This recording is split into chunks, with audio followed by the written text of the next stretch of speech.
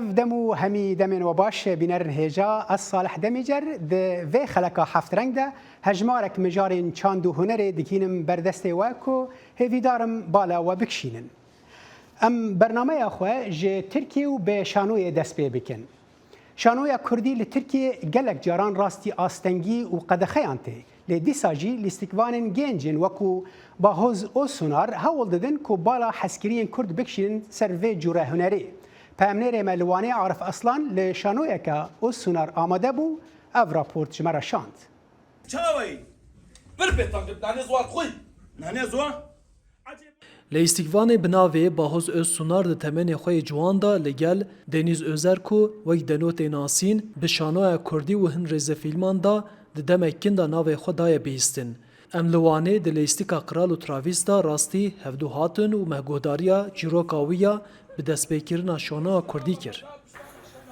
از سال 2015 خیر دنوز بیجم حواله من دنیز اوزر استبلی شانوی کردی بود بریو استانبول دجی ترکی متکروی دمی من دنو ناس کر از هاتم مدفش کارو ماری خویو داری همه کی جیان خویو داری بردا از هاتم بات مانه مگوزی هنر کردی بکم شانوی کردی بکم باهوز و دنیز به لیستیکا بناوی قرال و تراویس لشانو وانه به دو سانسا درکتن پیشبری شانو حزین وانه لیتسکیستر بیسن امریکا بگیرتی انا بلا او قاضی سر درسیه کردی لیستیکا قرال و تراویس کو جالی ولاتی امریکی سامبابرک و هاتیه نویساندن جزمان انگلیزی ورگری با کردی و لیانینا وی باهوز و اندامین شانو آره به هورا کرنه. لیستیک چیروک رونشوانه که امریکی کو بنامهان سر درونی سروک امریکای باندور دیکه هل ده دست. سنده بچکی پولیتیکا پرسکریکن نتوی ان دناف ولیتا و ایروجانا بتفاهی ولو محمد علی نصر زمان این درده کی ماهیا ام درده خول دکه خوش تبیجن تراویس باشخان زانی قلت لي دجا معي قربان دبي بلا بقلي واشنطن بلا شانسة كديب ديم ترافيس خويايا مكتوبة مخوانتيا أنا والله ترافيس مكتوبة تخون وصا زوراي شو حتى ناكسيش باشخانة أمريكا لنا قلتبو أخلي دقاسي بازوريا شانو حزین کو تماشای لیستیکی کری گوتن کو وان به پرفورمانس لیستیکوانان و ناواروک لیستیکی پر عجباندنه وان هر وها بانگا پیشکریا با شانو کردی جی کرن. یعنی لیستیک ایرو ام جهشنا سیانسا دویمین خوش بود یعنی پرکنین هم دکنین هم دفکرین هیویدار ما هنر کردی هر تیم بردوام بکن سپاس بود. لیستیک کیف ما جرات راستی به هنر کردی ده شانو کردی ده حوالن لیستیکوان جیک هری گرینگ بگیرن کیف ما پرش وارده شانو کردی و خوشتک و سازمان ما خبر دا اشوا هدو که اجی گله و شوره دیکن و کار دیکن گله کیف ما پیهات ام دبیجن ام حسکین جه گله اکتیم ببینیم چاودره کو اف لیستیک برزی و لنه باجارن دن درکه و پیشبری هنر حزان.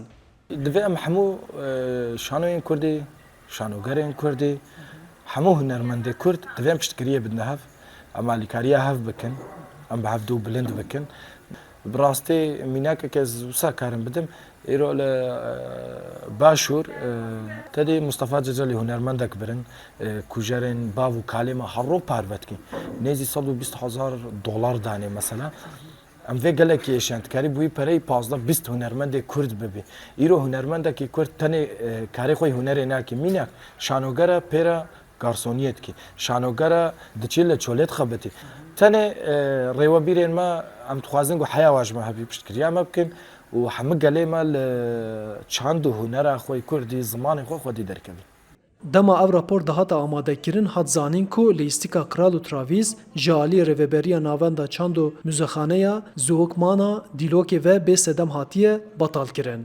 لی رویبریا شانو آره اف بریار وک استن کرن لهمبر زمان کردی هلدا دست و گوت کو او ده تیوی استنگی و قدخان لباجار دین پلانسازیا نشاندانا لیستیکا خو بردوام بکن.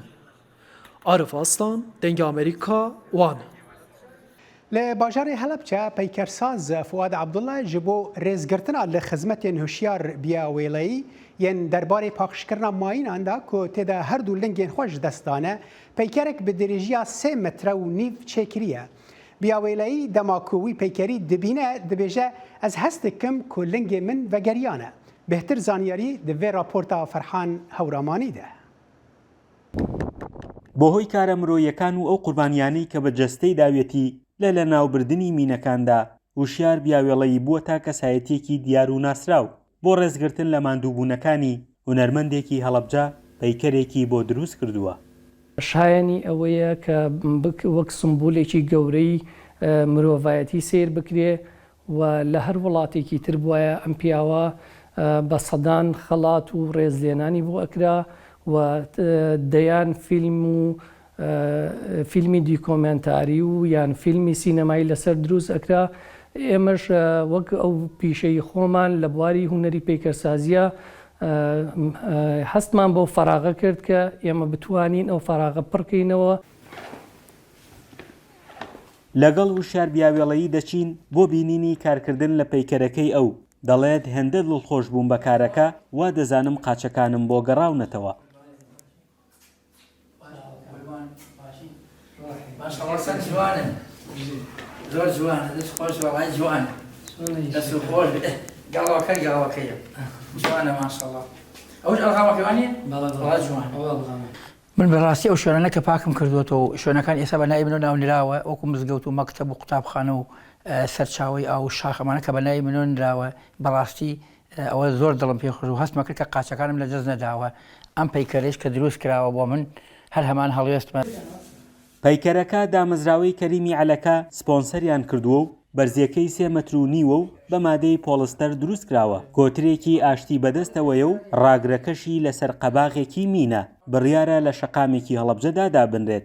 فۆرمەکە بەگشتی تعبیر لە کەسایەتی کاگوشیار بوو ئەو قوربانیدانە ئەکە بۆ مرۆڤایەتی کردوێتی و مینێک لە ژێرپیەکانێتی واتە ئەو بە بەردەوامی لە جەنگێکایە لەگەڵ مینە بەڕاستی هەمیشە گیانی خۆی بەخت کردووە لە پێناو پاگڕاگرتنی ژینگەی کوردستان و گەڕانەوەی ژیان بۆ ئەو شوێنانەی کە ژیانی لێزەوت کراوە.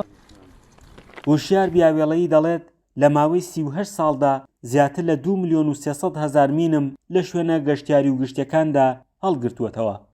لە ماوەی سەردەمی شاخواتە لەم 38 ساڵەدا من زیاتر لە 2,300,000 ئەڵغامم پاک کردووەتەوە هەموو بە هەموو جۆرەکانی و جاری وایە چوومەتە شوێنیوە هەر بە مەرجەب ئەڵغامی تیا بووە ئەڵغامەکان بە سیارە بارم کردو بە سیارەکانی کاک فەتاح و کاک یونس واتە کۆکۆیی. فوادی پەیکەرساز دەڵێت لە ڕابردوودا پەیکەرێکی دیکەم لە هەڵەبجە دروست کردووە بەڵام شوێنێک نەبوو تالەیدا بنێم و پارێزراو بێت. دەخوازم شارەوانی شارەکە شوێنێکی شیاو بۆ پەیکەرەکەی وشیار دابین کات تا لەوێ دای بنین. فەرحان هەورامانی دەنگی ئەمریکا هەڵەبجە.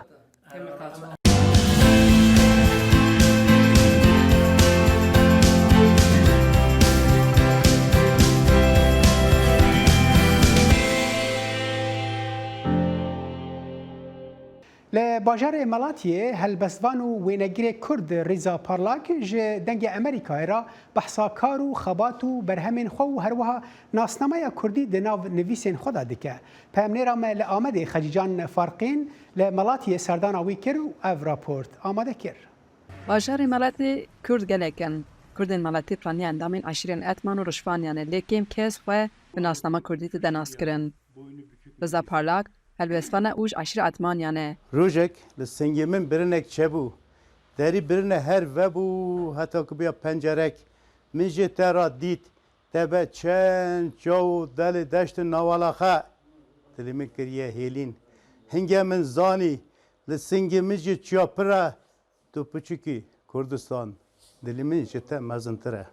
Bi salan e wênekêşiyê kiriye pêşengehan vekiriye her wiha li ser folklora Arguvanê pirtûkekşî nivîsandiye. Axtekî min fotoğraf dikişand êkî wana ke degotin min jê not hildegirtin me ev henekene top kirin. Bi giştî sê pirtûkên Riza Parlak hene. Li gorî zanyariyên ku dide Turgut Özal jî Ahmed Kaya jî ji eşîra etmaniyan e. لێگەرۆ چما کوردên مەڵەتê nasnama xwe ya Kurdî li paş dikirin. Reza Parlak bi çîrokek behsa vê helwestê kir.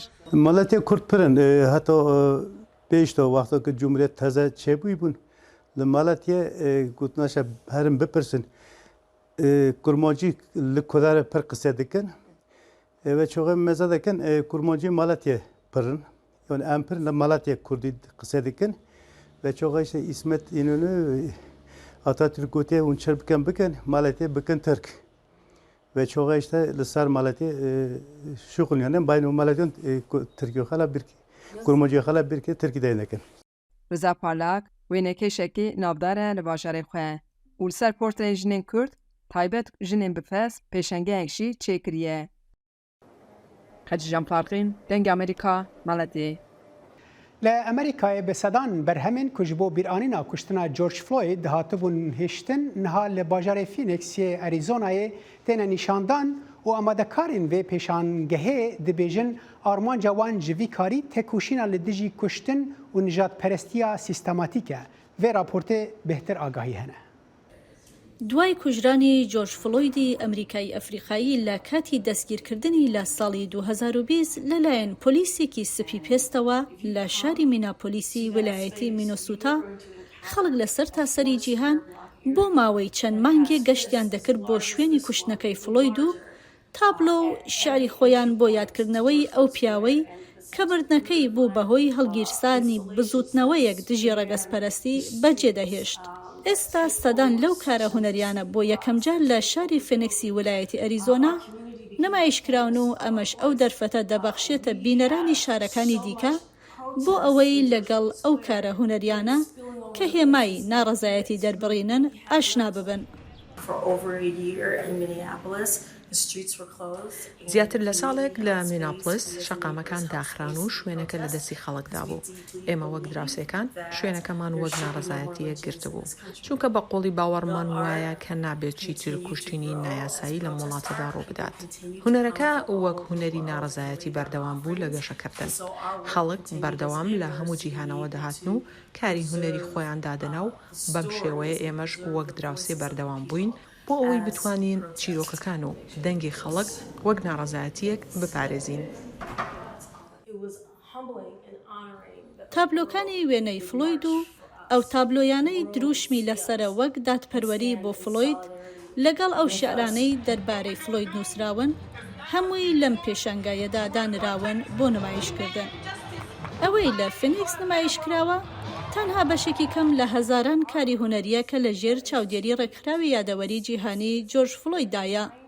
ڕێکخراوێک کە هەروەها چاودێری دروستکردنی یادەوەریەک دەکا بۆ فلۆید لەو چوارڕێیانەی کە گیانی لەدەستا و تا ئیستاش بەڕووی هاتوچۆدا داخراوە. هۆکاریکردنەوەی ئەم پێشانگایە لە شاری فینیکس دەگەڕێتەوە بۆ لەیەکچوونی کوشتنەکەی فلۆید لە میناپۆلیس لەگەڵ کوشتنی پیاوێکی ڕەشپێستی دیکە بە ناوی دیۆن جانسۆن کە لە هەمان ڕۆژدا کە فلۆید کوژرا ئەویش لە شاری فینیکس بە تەقەی سەربازێکی ویلایەتی ئەریزۆنا کوژرا.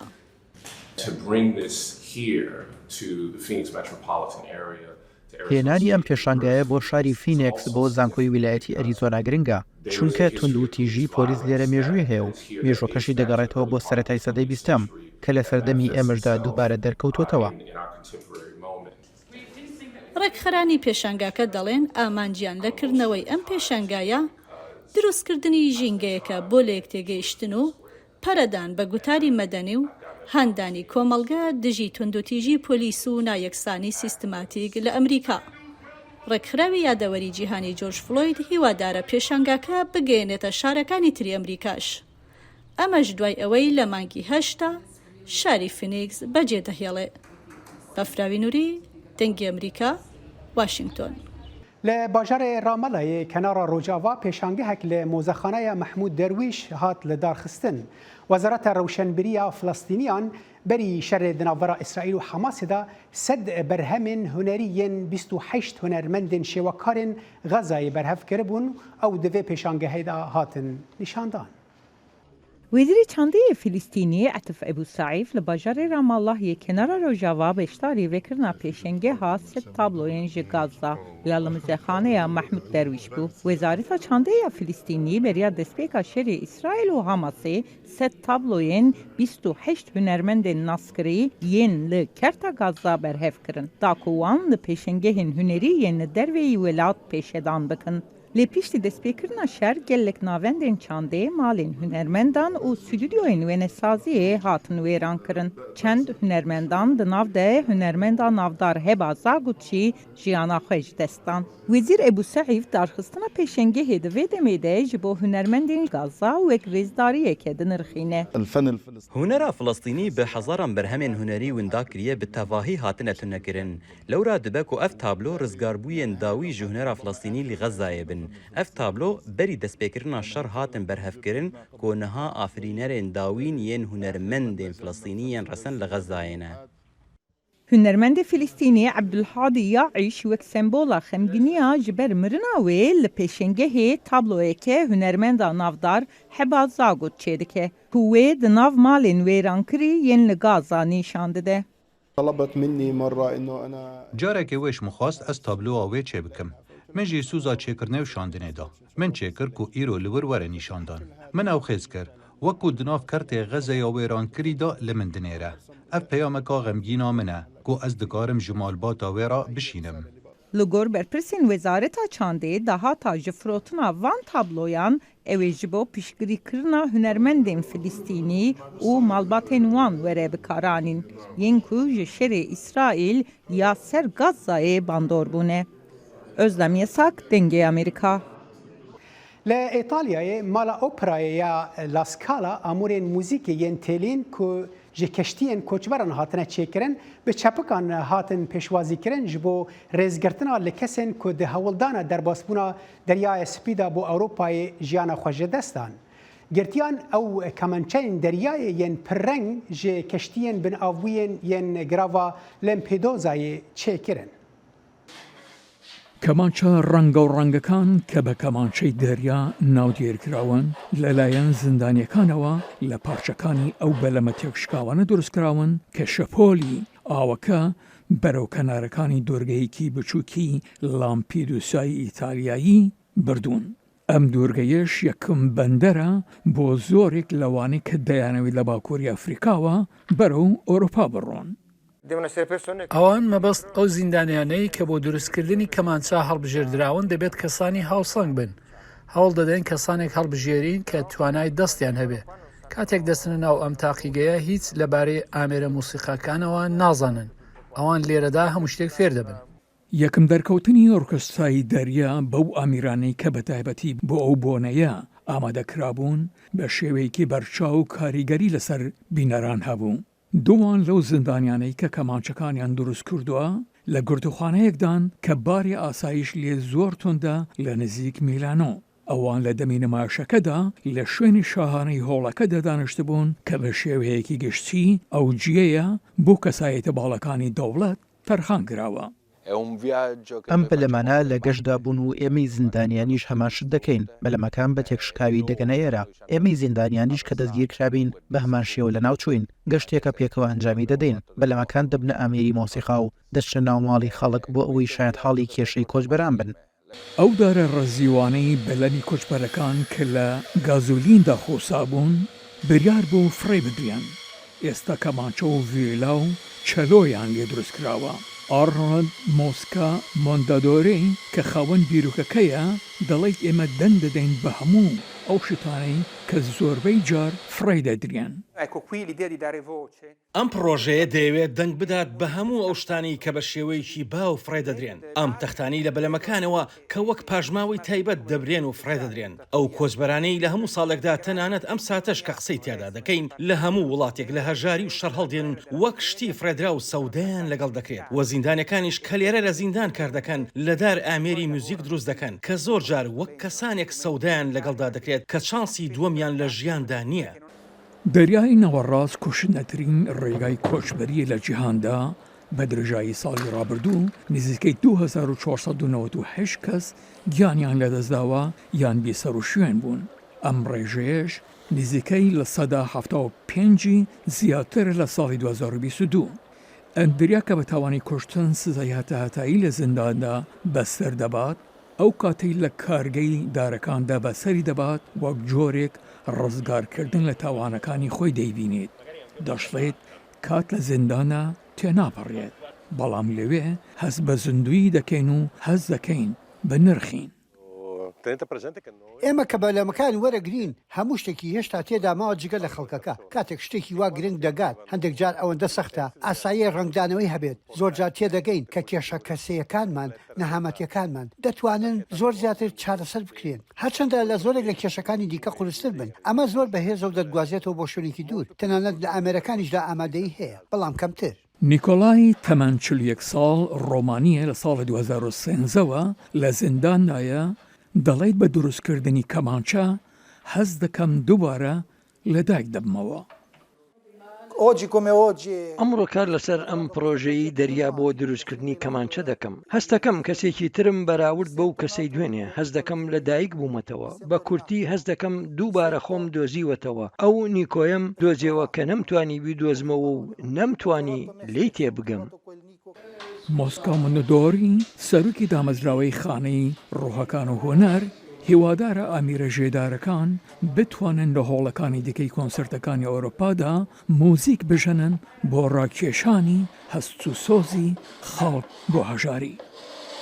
بە بەشداربوونا 212 پێشانگەری ناونەتەوی باژارێ مکسیکۆ بە vekirina زۆنا ماکۆ پێشانگەها هەری مەزن بڤی ڕەنگی لە ئەمریکای لاتین دە ساڵڤەگەرە خۆیان بیستاندا ستاتویا خۆ وەکو پایتەختە هونەرە هەڤدەم نیشاندا ji birî tabloyên cuda çend berhemên huneriyên din jî hatin nîşandan. لە مەکسیکۆ سیتی وەک پایتەختێکی هوەری لە ئەمریکای لاتین دەخوازن بەم پێشانگا جیهانیە لەژێر ناوی زۆناماکۆ مێژووی 20 ساڵی سەرکەوتنیان لەگەڵ ڕەنگی تابلۆکاندا ئاوێزانکەن.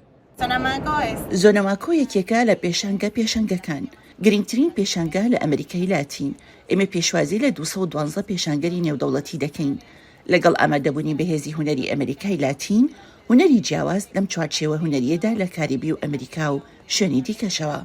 هەمە چەشنەی پێشانگاکە بۆتە مای سەرنجی بینەران هەچی ڕووبکاتە ئەم شوێنە ئاشنا ئەبێت بە کارەکانی 212 پێشانگای نێودەوڵەتی کە نەک تەنها تابلۆکان بەڵکو پێشانگای کتێب و کارە هوەریەکانی تریش مای تێڕامانی بینەران بوون. خەڵکی لە زۆناماکۆ زۆر ڕۆشنبیرن یەکێکە لە پیشانگا هوەری دڵخوازەکانی من چونکە زۆرترین هەمە چەشنی لێ دەبینیت بۆی خەڵک لە ئەوروپا و ئاسیا و ئەمریکاوە سەردانی دەکەن جگە لەوەش جەماوەرەکەی زۆر کراون.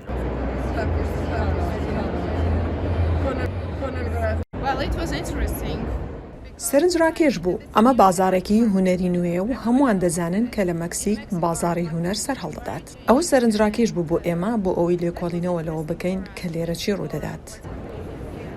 ئەم بازارە هوەریەی ئەمریکای لاتین کە مەکسیکۆستی پێشەنگەکەیەتی بۆ شێوەکار و هوەریە جیاوازەکان دەرفەتێکی باشە بۆ ئاشنابوون بە جیاوازیەکان و هوەری سەردەم هەروەها دەستکەوتنی داراییش.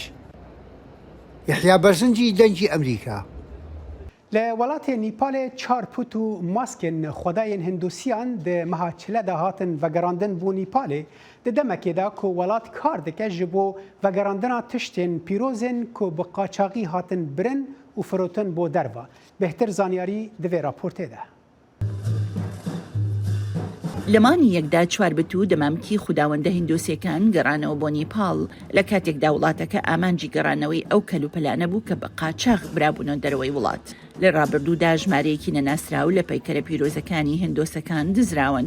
ئێستا دەیان بدەگەڕێنرێنەوە بۆ ئەو وڵاتەی هەمەلایە ئەمەش بەشێکە لە هەوڵە جیهانیەکان بۆ گەڕانەوەی ئەو جۆرەشتانە بۆ وڵاتانی ئاسیا و ئەفریقا و شوێنەکانی دیکە. پتەکانی خوداوەندە هیندۆسیەکان لە ئەمریکاوە لەلایەن موزەخانەکان و کۆکەرەوەیەکی تایبەت گەڕێنرانەوە بۆ نیپال. کاتێک زانیم خوداوەندەکە دزراوە زۆر دڵتەنگ بووم و زۆر گریام. بەڵام ئیستا کە خوداوەندەکە گەڕاوەتەوە ناتوانم بڵێم لە ئیستادا چەندە لە ڕادەبەدەر دڵخۆشم.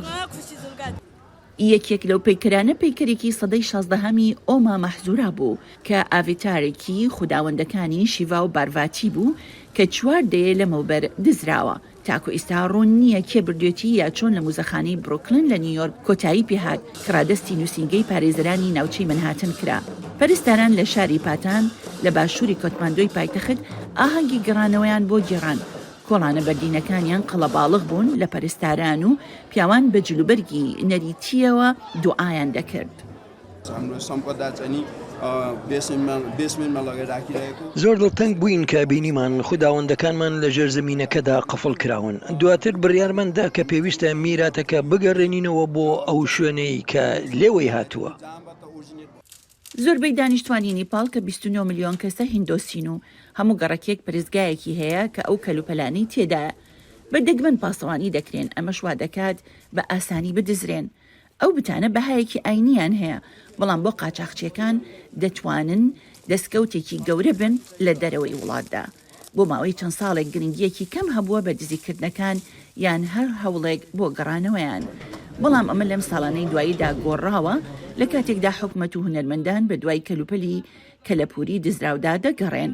گروپێک نوێنەرایەتی کۆمەڵگەی نێوار دەکەن لە نیپال لە ئەمریکا دەربارەی دووبارە دەرکەوتنەوەی پەیکەری ئۆما ماهی سۆرا لە موزەخانەی بروکلن بیستیان و دەست پێشخەریان کرد بۆ گەڕانەوەی بۆ وڵات.